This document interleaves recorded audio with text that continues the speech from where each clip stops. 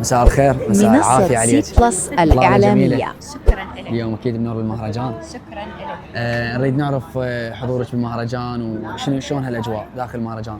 طبعا أنا جدا سعيدة بداية بتواجدي بهكذا مهرجانات. اليوم أضيف البغداد الحبيب، العروسة بغداد، تنورها هيك مهرجانات وتكون داعمة للطاقات الشبابية وللفنانين. اليوم احنا نسلط الضوء على هكذا إبداع، مثل يعني المهن هذه اللي احنا نشوفها اليوم، من يسلط عليها الضوء المهرجانات ويتكرمون بالجوائز اللي يستحقوها يكون قليل بحقهم صراحة.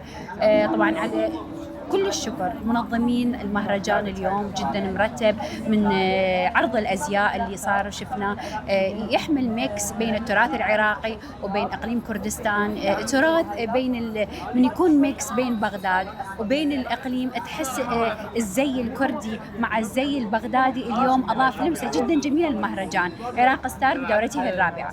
احنا نتمنى لك الموفقيه ان شاء الله. شكرا. سؤالنا الاخير، كلمه اخيره لمنظمين المهرجان.